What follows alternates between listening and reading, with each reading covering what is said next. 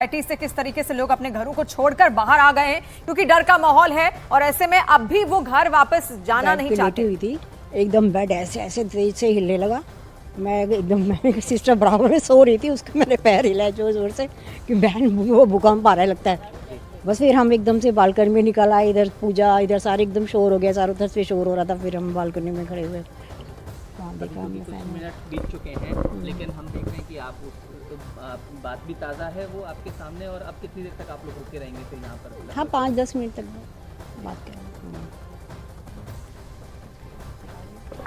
लोगों को आप सुन रहे हैं किस तरीके से डर का माहौल तो उनके अंदर है ही। किसी के घर का बेड हिला तो किसी के घर की लाइटों के जरिए, झूमर के जरिए उनको मालूम पड़ा कि यहाँ पर भूकंप, इस वक्त भूकंप के झटके महसूस हो रहे हैं। और ये तस्वीरें आप देखिए किस तरीके से लोग अपने घर की सीढ़ियों से निकलकर बाहर आ रहे हैं ताकि वो खुद को महफूज रख सके। झटके बहुत ज्यादा तेज थे, बहुत ज्यादा उनकी तीव्रता थी। मोनिका इस वक्त हमारे साथ जुड़ गई है। मोनिका, आपके साथ क्या लोग वहां पर मौजूद हैं? क्योंकि जो तीव्रता थी भूकंप की काफी ज्यादा तेज थी, लोग अपने घरों से बाहर आ रहे हैं। बिल्कुल शिवानी, मैं आपको बता दूं कि फिलहाल मैं मयूर विहार फेज 1 में हूं और जैसे ही भूकंप के तेज झटके महसूस हुए हमारी सोसाइटी से भी तमाम लोग जो है वो नीचे आ गए। अभी गेट वाले भैया मेरे साथ मौजूद हैं, इनसे हम जान लेते हैं जब भूकंप आया और भूकंप के झटके उन्होंने महसूस किए तो क्या हुआ भैया? जब भूकंप आया तो कहाँ बैठे हुए? गेट पर बैठे हुए, सब पेड़ हिल रहे हैं। अच्छा, सारे पेड़ पौधे हिल रहे हैं। आप कुर्सी पे बैठे हुए थे? हाँ। आपने देखा फिर सोसाइटी के लोग सभी आगे नीचे आ गए। अच्छा, आपके पास में वापस लौटूंगी। इस वक्त काठमांडू से रिपोर्टर पंकज दास हमारे साथ जुड़ रहे हैं। पंकज, और क्या जानकारी मिल रही है? क्या वहां पर किसी तरीके का कोई नुकसान भी हुआ है क्योंकि मेन एपिसेंटर ही काठमांडू था?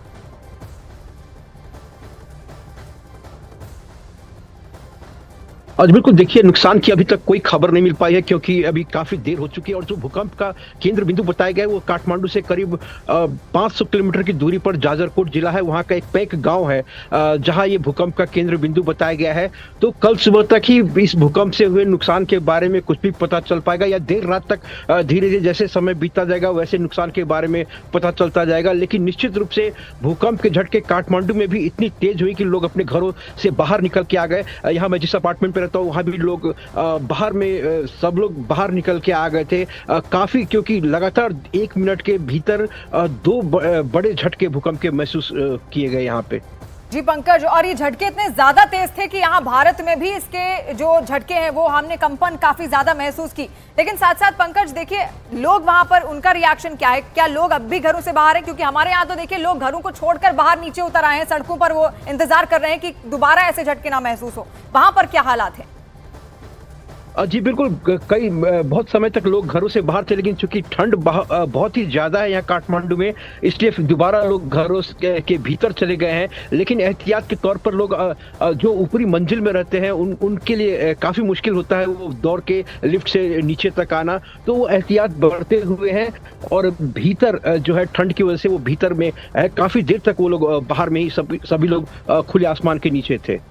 जी, तो तस्वीरें लगातार हम आपको दिखा रहे हैं। पंकज दास इस वक्त काठमांडू से हमारे साथ लाइव जुड़े हुए हैं। पंकज, क्योंकि कंपन बहुत ज्यादा थी, रिक्टर स्केल पर तीव्रता बहुत ज्यादा थी, तो क्या काठमांडू के अलावा भी और इलाके हैं नेपाल में जहां पर भूकंप के झटके महसूस किए गए? जी बिल्कुल, जब ये काठमांडू से 500 किलोमीटर की दूरी पर यह भूकंप का केंद्र बिंदु बताया गया है तो निश्चित रूप से जो है आधा नेपाल को तो बिल्कुल ही इस झटके का एहसास जरूर हुआ होगा, क्योंकि ये जो सिस्मोलॉजी डिपार्टमेंट की तरफ से जो तस्वीर जारी की गई उसमें साफ पता चलता है कि आधे से ज्यादा नेपाल में इस भूकंप के झटके महसूस किए गए होंगे। और नेपाल केंद्र बिंदु होने के बावजूद आप लोगों ने दिल्ली तक में इस झटके को महसूस किया, तो निश्चित रूप से आधे से ज्यादा नेपाल में लोगों ने जरूर महसूस किया होगा इस झटके को। जी बिल्कुल, और ये बेहद खतरनाक था, बहुत ज्यादा डराने वाला था। और अब भी जो तस्वीरें वहां से सामने आ रही हैं वो हिला देने वाली हैं, क्योंकि लोग लगातार अपने घरों से अब भी बाहर हैं, क्योंकि कंपन जो था काफी तेज था और काफी देर तक उसको महसूस किया गया। न्यूज़ 18 के न्यूज रूम की तस्वीर भी हमने लगातार आपको दिखाई कि किस तरीके से वहां पर भी जो एम्प्लॉइज थे वो अचानक से भागने लगे थे जब लाइट्स अचानक से हिलने लगी। तो देखिए, यहाँ काठमांडू से पंकज लगातार हमारे साथ जुड़े हुए हैं। पंकज, और क्या जानकारी फिलहाल इस भूकंप को लेकर सामने आ रही है? क्या उसके बाद भी कुछ भूकंप के झटके महसूस किए गए? नहीं, ये जो 11:48 और 11:49 पर दो भूकंप के जो झटके महसूस किए गए, उसके बाद से अभी तीसरी बार इस तरह का कोई झटका महसूस नहीं किया गया है। और इसके जो नुकसान है उसको लेकर अभी कोई जानकारी नहीं मिल पाई है, क्योंकि मैंने जैसा पहले बताया कि रात काफी हो चुकी है। हालांकि पता लगाने का प्रयास किया जा रहा है कि जो भूकंप के झटके, ये दुर्गम इलाका है, जाजरकोट का जो इलाका है जहां ये भूकंप आया है, वहां की आबादी करीब 3,500 के आसपास बताई जाती है। तो भूकंप के झटके का जो केंद्र बिंदु है वहां से अभी कुछ देर में ही मालूम चल पाएगा, क्योंकि वो दुर्गम इलाका है, वहां से कम्युनिकेशन करना भी काफी दिक्कत होता है यहाँ के प्रशासन को। जी, वहां का जो सीस्मोलॉजी विभाग है, हालांकि अर्थक्वेक का या भूकंप का अंदाजा लगाना तो बेहद मुश्किल है, लेकिन उसकी ओर से क्या कोई अलर्ट अभी जारी किया गया है?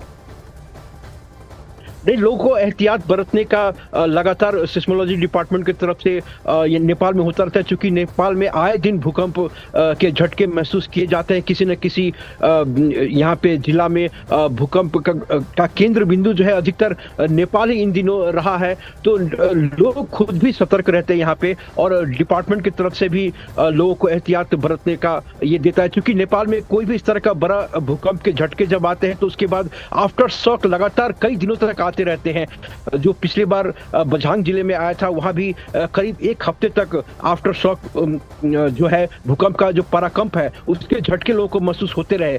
तो आज भी जो है ये 6.4 ये बहुत बड़ा भूकंप का झटका है, तो निश्चित रूप से जो है वो आफ्टर शॉक आएगा ही आएगा, ऐसा डिपार्टमेंट का कहना है। और लोग भी इस चीज से, चूंकि नेपाल में 2015 के बाद से, जो 2015 में बड़ा भूकंप का झटका था, उसके बाद से लोग लगातार इस बात को के अब अभ्यस्त हो चुके हैं कि इस तरह के भूकंप के झटके आते रहते हैं। और जाजरकोट का वो इलाका था काठमांडू का, जहां पर मेन एपिसेंटर बताया जा रहा है, जहां से भूकंप के झटके महसूस किए गए। अलग अलग जगहों की तस्वीरें लगातार हम आपको दिखा रहे हैं। मोनिका भी हमारे साथ जुड़ी हुई है। मोनिका इस वक्त मयूर विहार फेज 1 में है। मोनिका, क्या लोग आपके आसपास हैं? क्या उन्होंने भी भूकंप के झटके महसूस किए? क्या वो भी नीचे उस वक्त आए? बिल्कुल शिवानी, जैसे ही भूकंप के तेज झटके महसूस हुए, पहले तो लोगों को लगा कि आखिर क्या हो रहा है। वो घबरा गए, डर गए, तो वो सीधे बिल्डिंग से नीचे आ गए। उसके बाद थोड़ी देर के बाद जब वो गए ऊपर, तो एक बार फिर से भूकंप के झटके महसूस हुए, जिसके बाद दौड़ते दौड़ते लोग नीचे आ गए। अब भी कुछ लोग यहीं पर ठहर रहे थे, मैं उनसे बातचीत करने की कोशिश कर रही थी, लेकिन वो ऑन एयर कुछ कहना नहीं चाह रहे हैं। लेकिन वो घबराए जरूर थे, डरे जरूर थे, क्योंकि दिल्ली बार बार इस तरीके से महसूस कर रही है भूकंप के झटके, और ऐसे में लोग थोड़े से घबराए जरूर हैं। गेट वाले भैया से मैंने आपकी बातचीत करवाई है, इन्होंने भी भूकंप के झटके महसूस किए। ये अपनी कुर्सी पे यहाँ पर बैठे थे, लेकिन अचानक जैसे ही ड्यूटी कर रहे थे, उनकी कुर्सी भी अचानक से हिल गई। खाना भी खा रहे थे थोड़ी देर पहले, और जैसे ही उन्हें कंपन महसूस हुई, वो भी घबरा गए, डर गए। क्योंकि मेरे पीछे यहाँ पर सड़क भी है, कुछ गाड़ियां थी। जैसे ही भूकंप के तेज झटके महसूस हुए, तो गाड़ियों की आवाजाही भी यहाँ पर बंद हो गई थी। पीछे मेट्रो है, मेट्रो भी अचानक रुक गई थी, क्योंकि काफी तेज झटके जो है वो यहाँ के लोगों ने महसूस किए।